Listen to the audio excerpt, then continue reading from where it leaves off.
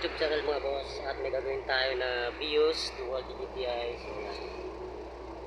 So ang issue nito is bababa natin yung transmission. Siyempre papalit tayo ng mga lining, clutch cover, and then release bearing, tsaka yung oil seal niya sa CP joint, inner. Yan, dalawang oil seal yan mga boss. So update namin kayo mga boss. Ito mga boss, umagas na rin yung sa oil seal niya sa sigunyal. So papalitan yan. Bukas nga na lang siya. Yan, basang-basa mga boss. Yan mga boss, kita-kita naman.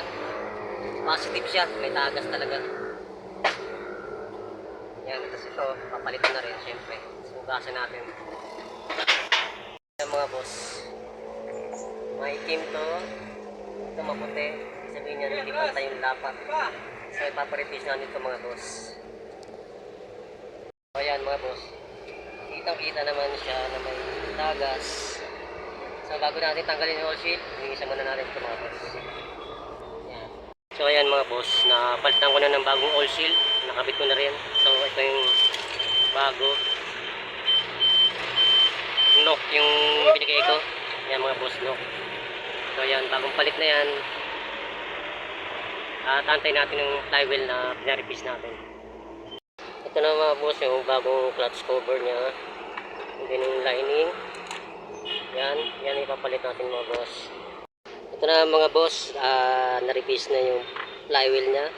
So yan, kakabit na natin yan dun. So yan mga boss, nakabit na yung clutch cover, yung lining, yung oil seal niya. So ayan mga boss, na kompleto na yung sa transmission, nakabit na rin. So ayan, battery na lang yung mga gulong mga boss. So ayan, bit na yan mga boss. Yan na mga boss, pinandar na. So titignan natin kung may tulog.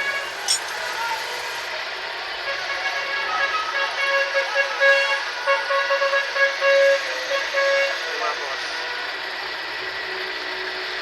so wala na siya. Bits na yan. Okay na. Huwag niyo lang kalimutan mga boss, follow, like, and share, and subscribe po.